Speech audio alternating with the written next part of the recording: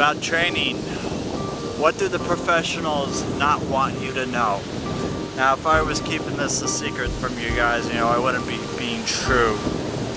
And as for being a professional runner myself and knowing a lot of professional runners, I think it's about time I tell you guys, the secrets in training and a couple of things that you guys should know. And here it is.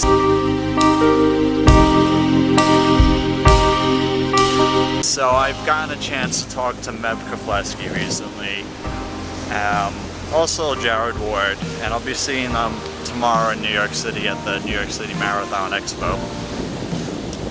So Meb gave me some advice, and it's from running with him and knowing him. His training program is set up a little differently than a lot of them. He starts with running basically base mileage in the summer, and when you're at an older age, sometimes it takes longer to get into shape, and it's so true. It's a 4-month base training session of 100 plus miles a week, 150 miles a week, let's say, for 4 months. As in first 2 months, let's say July and August, you're just building mileage, doing fairly light workouts, tempo runs, and then you come into phase 2 of base training, which is September and October, and you get more specific workouts.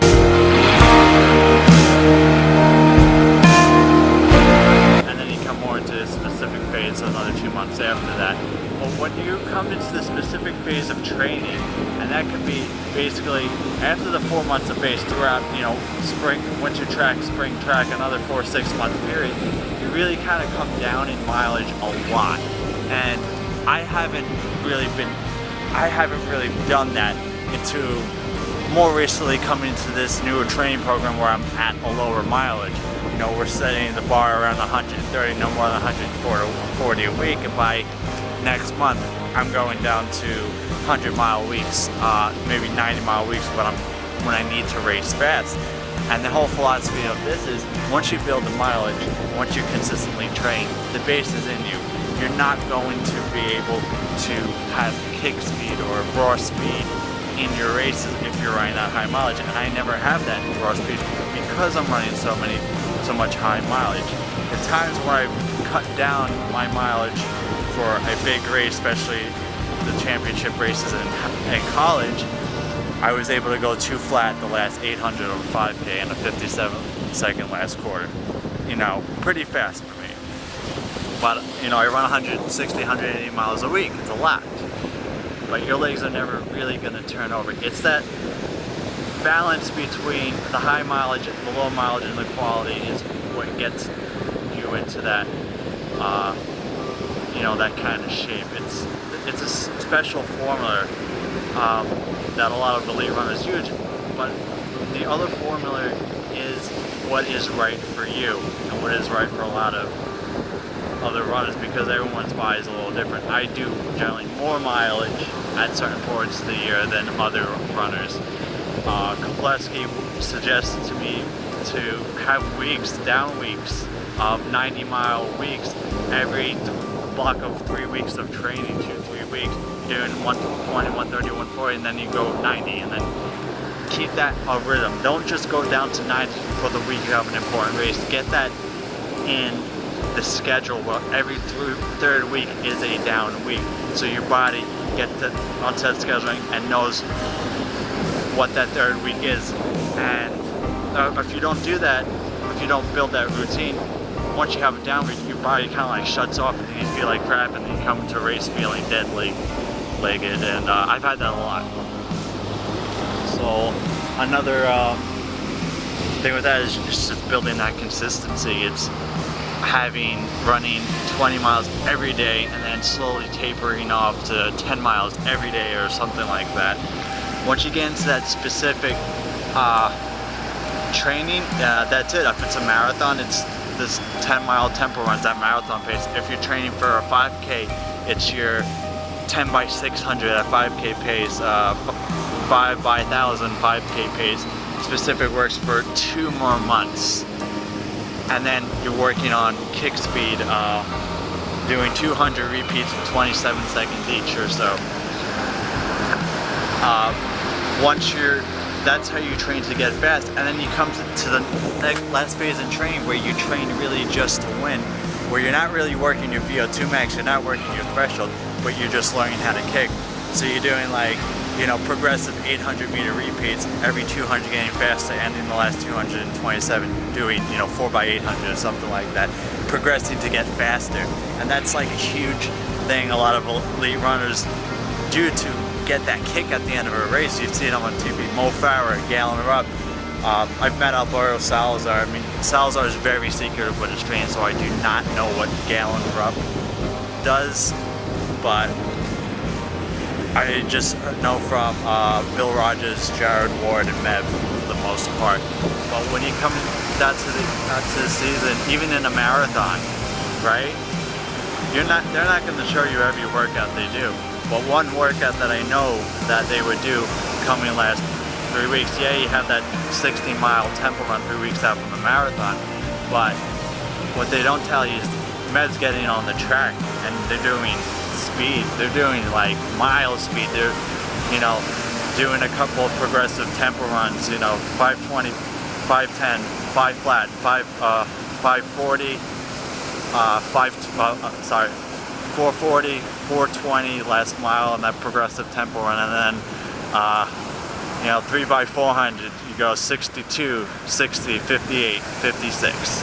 You know, it's just like you go from the marathon tempo pace to all-out sprinting for a marathon specific workout, and then on the track it's basically like that. It's like the same thing, but you know, less mileage in a sense, and a smaller workout basically. These workouts that they do, it's so specific to winning at this point. So it's like you did the work, you did the base, then you did the specific training, you did the quality, and then now you're working on the kick, you're working on that dash to the finish to win, that kick at the end. And the last thing that elite runners do that a lot of recreational runners do not know is weight training. But what kind of weight training? It's running specific weight training. Yeah, you may got your squats, you may got your planks and stuff like that, but a lot of the weight training that you should be doing has to be specific to running. Now, exercises that are specific to running would be weight training exercises that use the running muscles, like lunges. Lunges more than squats because you use one leg at a time. Squats you use two legs. You never run with two legs flexing at the same time. It's one leg.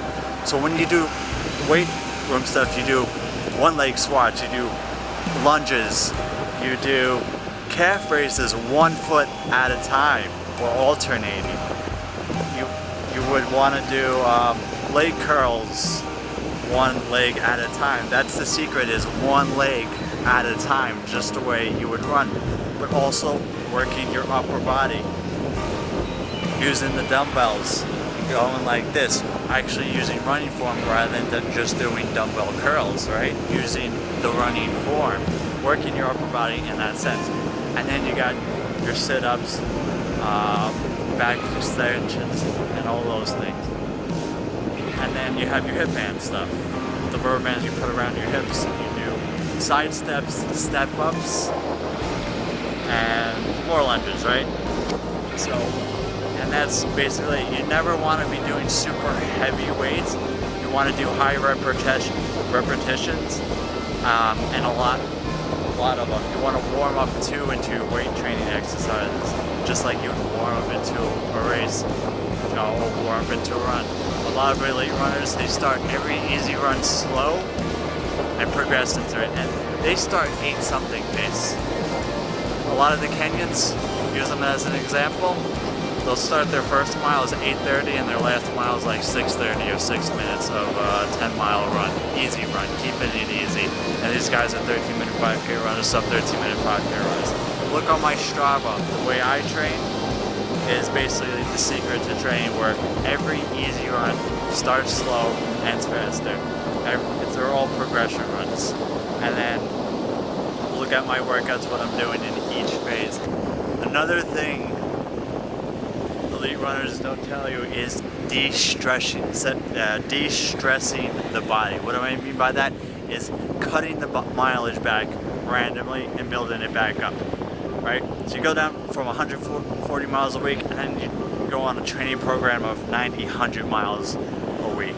What this does is it kind of freaks the body out. It's like, oh, it's a new stress, but it's a de-stress, and it makes the body adapt in another way. And by doing this, you're able to work on more speed, turn the legs over, and therefore you become a faster runner by actually training less, by training easier, de-stressing the body. Because a stress on the body makes the body adapt one way, and a cutback on a stress or a de-stress makes the body work another way. And a lot of these professional runners, such as Meb, has perfected this kind of technique, and they've had a lot of success with that. So keep in mind, de-stress the body. Don't train hard, overtrain at certain times, but learn when you have to kind of cut back and work on a different system. Horseshoe crab.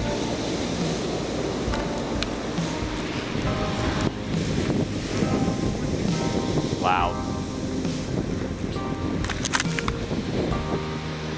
I'm gonna end the video right there, but I have my training programs on Patreon.